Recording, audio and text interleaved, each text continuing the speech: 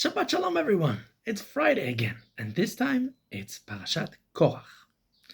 My Rosh Yeshiva, Rav Medan, always used to joke that back in Eastern Europe, a lot of the famous lecturers, the famous darshanim, would very often try and play a game, see how they could bring everything back to the Parashat Korach, how they could bring any subject that they spoke about, they could somehow connect back to Parashat Korach. And the reason why is because Parashat Korach is all about machloket. It's all about disagreement. That is what Parashat Korach is all about. The story in our parasha is that Korach, a successful member of the Levite tribe, challenges Moshe and Aaron for the leadership. And he decides that he wants to, in many ways, start a coup, start a rebellion, both a religious rebellion. There's all sorts of ideologies playing a part here. Kol hayda kulam kedoshim, b'tocham Hashem, madua titnasu al kal Hashem. If everyone was at Sinai, if everyone is holy, then why should you be the high priest? And why should you be Moshe Rabbeinu? And so on and so forth. There's a lot of very interesting ideological arguments playing out at the bottom of this. We also have Datan and Aviram playing a part, who are the classic anti-Moshe wing, the opposition parties to Moshe from the very beginning. And the story goes deep into the nature of social conflict. It ends with Korach being devoured, sucked into the ground, along with all of his merry bunch of men, and he is, according to the Midrash, forever falling into this pit of destruction. What is going on here? And why is this a very major key to the, I would say, the Jewish national sport of machloket?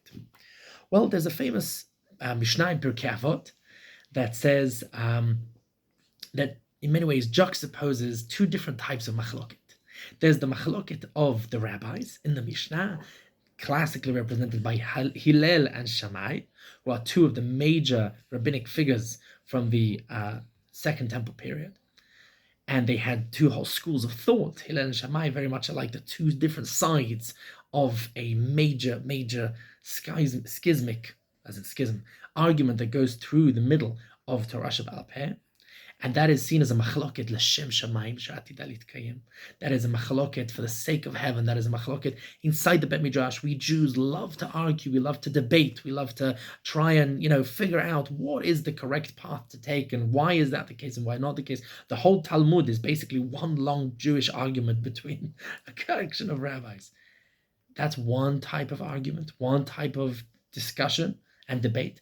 And the other type is Korach ve'adato. Korach and his crew, Korach and his party. And that is seen as a machloket she'ena l'shem shamayim, a machloket that is not for the sake of heaven, but rather is for the sake of other things. And the world of the Midrash really develops the character of Korach and emphasizes something very interesting. When Korach comes to challenge Moshe Rabbeinu, he says, Rav lachem, you have a lot, enough.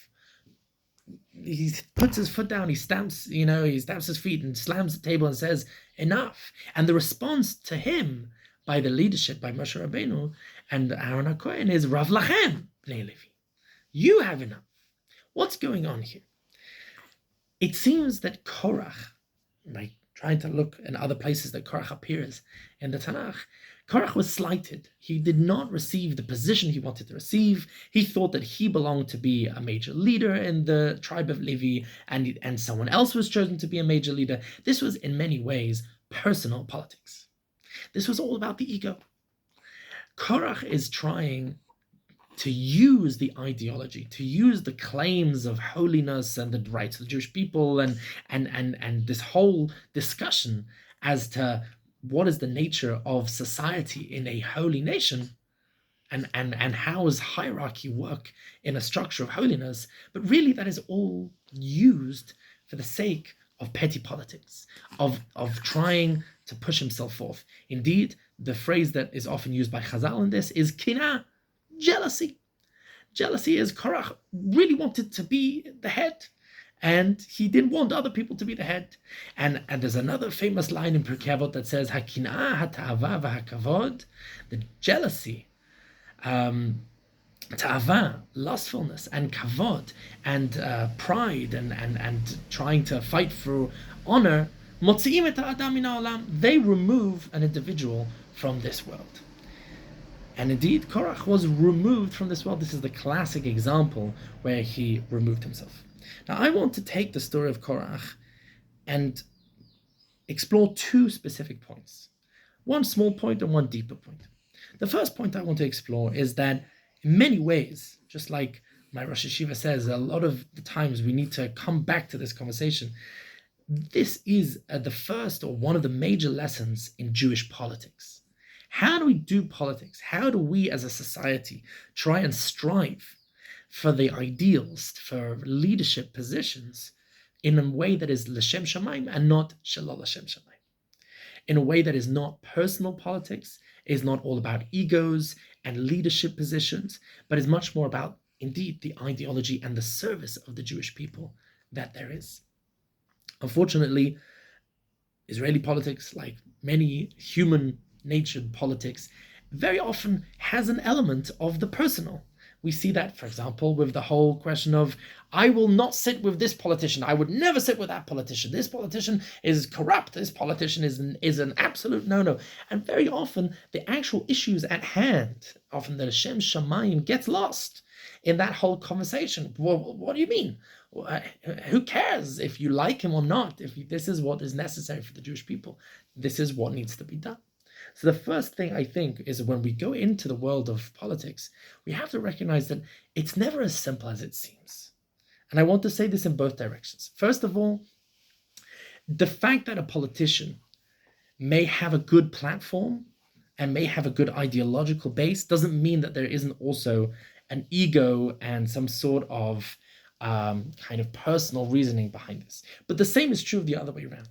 Just because we might dislike a politician and see him as being corrupt or doing it for his own personal reasons or to save his own skin or to push forward his own agendas, doesn't necessarily mean that also there might be some really true ideological arguments to be had. That's just a small thought to have when we're about to enter in Israel. They're already starting to talk about the upcoming elections. But there's a deeper thought that I think comes forth from this. What is kin'ah? What is jealousy? We often think of jealousy in the childish sense, right? Why did he get more chocolate chips than I did? I also want chocolate chips. I'm not happy about this. I'm insulted. Ne'elavti, right? I'm insulted by this. Why has he got a Mercedes and I don't have a Mercedes? That is, I'd say, a very low-level version of jealousy, which exists. Human beings can be very petty at times. But I think there's something much deeper going on. If we take the phrase kin'ah, ta'ava, and kavod, these three things, they're all good. They all serve a good purpose. Okay? Ta'ava, for example, is, having some appetite, whether it's appetite sexually, which needs to be pronounced within the framework of marriage and a healthy system of sexual moral ethics, whether it's an appetite for food, an appetite for all sorts of different things. Without food, we die. We need to continue the species. These are all things that are positive at their core, but ta'ava is when that's taken to the extreme, when it's not just an appetite, but it becomes lust. Kavod, likewise, honor. Everyone needs self-respect. Everyone wants to be appreciated and respected by everyone else. And if we are not respected, then that challenges our very ability to exist and to survive in this environment. But the extreme of that, where we want everyone to love us, where we want to be the top hunter, where it goes to realms of pride and ga'ava and stuff like that, that is, again, an extreme version of a healthy move. And so too with kin'ah. Chazal say, kin'at safrim tarbe chokhmah. If we look at someone else and say, oh wow, They're doing really well. They're learning really well. They're growing really well. I wish I was growing really well. Maybe I should go and try what they did, or maybe I should try a bit harder. Sometimes there's a little bit of a drive, a little bit of a push, a little bit of competition actually opens up the market. That is good kina. When it becomes trying to destroy them because I'm not there, that's where it becomes dangerous. When it becomes corrosive and toxic, that is where kin'ah actually is dangerous. All three of these, kin'ah, ta'ava, and kavod, motzi'im et ha'adam min ha'olam. They take you out of this world. What does that mean? That means that in order to exist in reality, we have to be aware of the complexities of reality. If we want something else and we're not able to see what we have, we're not able to be happy with the moment because we're constantly eyeing the future, whether the future is, what I can achieve, whether the future is what other people have, whether the future is I'm not happy with myself for any other reason. If you're not in the present, it takes you out of the existence, out of reality. That is what Korach represents here. Korach is falling into the pit, but he's always falling.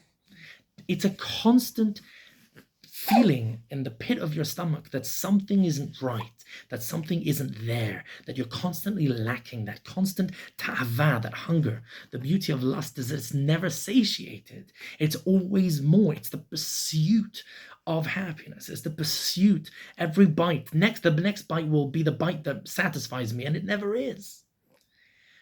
Same thing with kinah. If I only had more honor, if I only had a better position, if I only got to the level of my boss, if I only had another $1 million, then I'd be happy. That is what takes you out of the universe. Ezehu ashir hasamech b'chelko. To truly appreciate what you have, that is to live in the present. And I think one of the messages of Parashat Korach is that it's not just the puerile, why does he have more marshmallows than I do. It's much more than, why am I not where I want to be? Now, there's a positive element to that, but if it goes too far, it can take you out of existence and it can really eat you up from the inside. It's a pit that can never be filled. It's an abyss that you never stop falling into. So I think the answer to Parashat Korach is Rav Lachem. You have enough. Oi. Oh.